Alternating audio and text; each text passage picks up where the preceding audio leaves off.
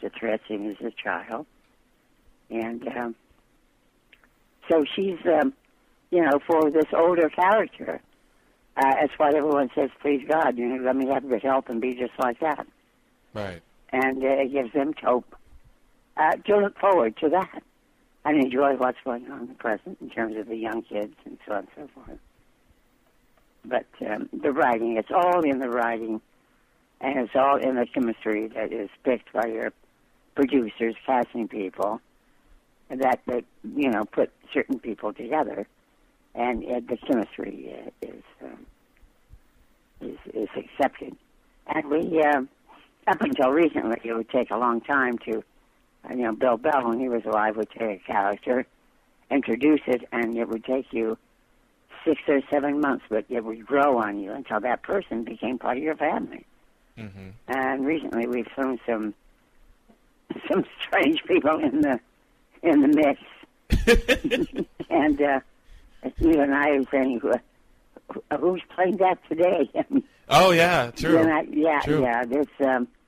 It's the new group and their belief in something and the way they do it. As actors, you do it, but I think sometimes you just don't keep changing a character in front of your face and say that's supposed to be your brother or your cousin or what have you. Mm-hmm.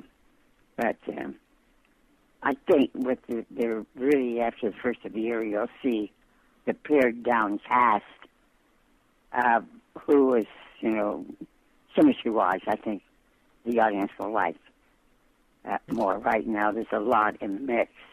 Okay. Of which, God forbid, some poor actor is going to be out of a job.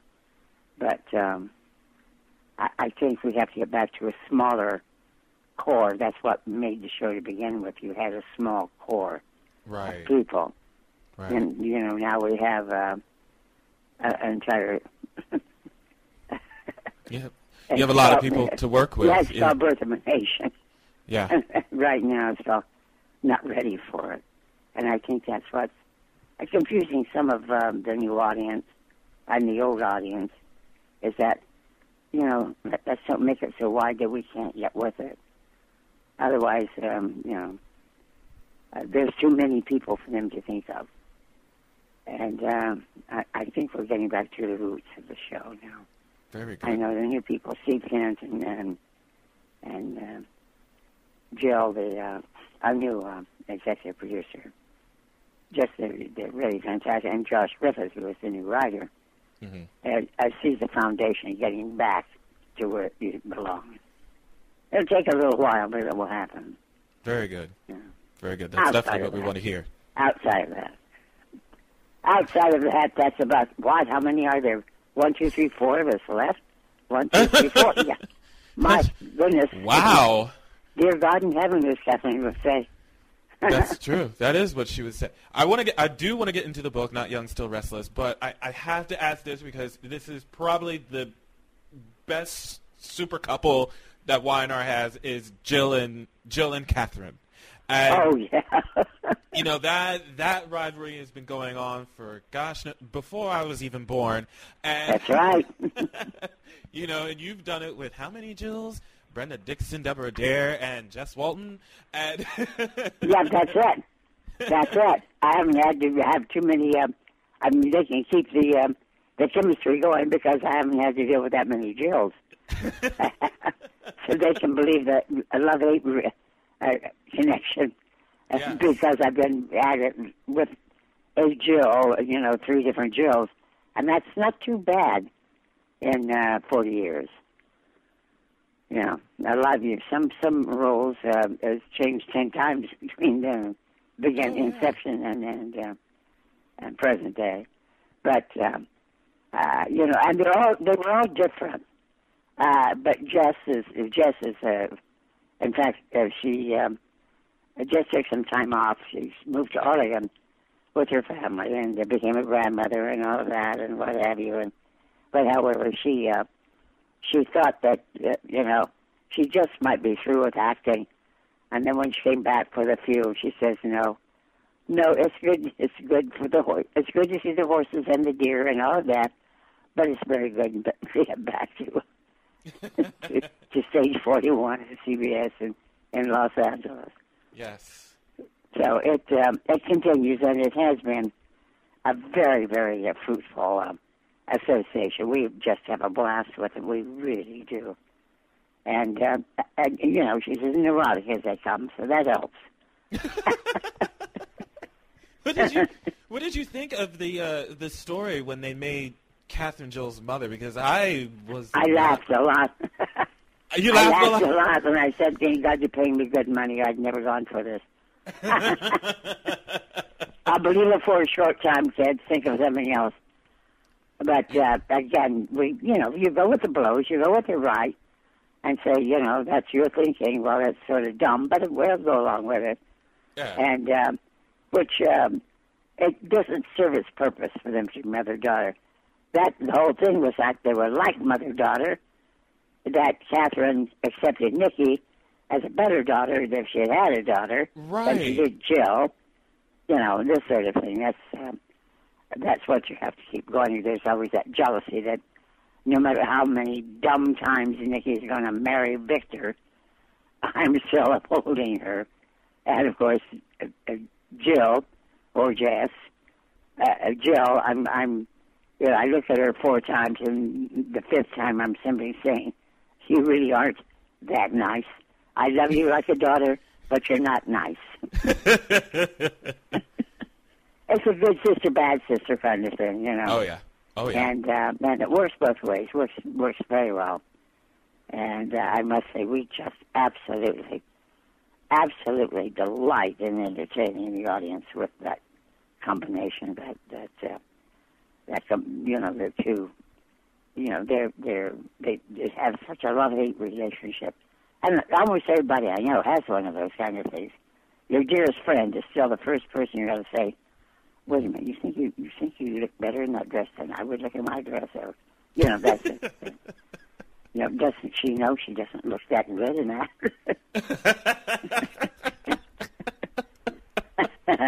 And then you go and have somebody makes a comment later on in the evening that they didn't like the dress, and then you come here with your friend and say, why didn't you tell me I looked horrible in that dress? Right. I would have, except somebody beat me to it. That is too funny. But it's a delight. It's a delight playing those kind of roles for an audience that appreciates it, identifies with it, laughs with it, cries with it, understands. It really and truly is the payback is just it's heartwarming. It's fuzzy and warm, you know. Right. I feel very, very much in tune with my audience. I always have. I guess as a kid, even. It's what I like about acting, because you can feel the feedback, and of course they're very vocal. They're very, they're right. They're loyal. And then you get you get human beings with human problems, and you do some good. I mean, after all, Catherine, I did the alcoholism story. Today I still have people coming up and putting chips in my hand and saying thank you for restoring my life to this very day. Mm-hmm. Yeah. So we've done I did a first reality show. I had my face done, and Bill Bell came in and he said, "You did." Yeah, he said, could we use this as a storyline? I said, well, if I'm going to look a little bit better, Catherine is too, so, do it as a documentary, make it a helpful kind of thing, which he did, and it just opened up cosmetic surgery like, popping a balloon. The myths and the nonsense, taking the fear away from it, and making people believe that it's all right if that's what you want. Don't have somebody make you 20 years old if you're 60. Just clean your face up if that's what you want. But it did a tremendous campaign against people who had needed reconstructive surgery. And they began, whatever fear I allayed, I don't know. But it took off, and and so many things were done because of it. Then, I look at the situation and I say, well, I simply have paid back, something to people who have been so loyal and generous in watching me, being entertained by me, but also taking a step in the right direction in their lives. Right. It's a big thrill. It's a big thrill that you could do that. So I've always played up to the audience, never down to it. And that's about as sane as Catherine that she can never find somebody she's going to love the rest of her life anyway, so. This is true. She's tried. She's tried. She has tried. Yeah. Oh, listen, I had one. He was Felipe. I tried to kill myself, and he picked me up, took me in the jungles, and made me well, and other things, and what have you. But infected leg brought me back to the stateside, and never saw him again. I'd love to see what he looks like 40 years later. You had Rex, too. Rex. Yeah. I loved Rex. I loved Rex. That poor, demented Esther. Bless her heart, showing her husband where we kept all our money.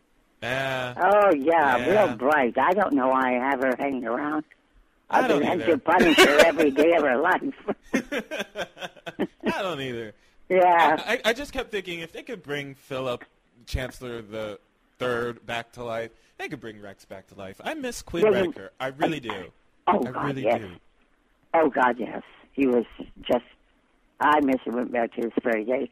In fact, when he got shot and killed off, I literally could not go on that set for like 2 weeks without having to take some time. Wow. And have to think about things. Because the association, the Rex, Catherine, kind of deep respect and love for one another. It was something that even I was envious of, Mm-hmm. And if you read the book, you'll know why. But it was very difficult for 2 weeks. I said, don't write anything heavy. If I have to go back into the house, just write something frivolous and get me in, get me out.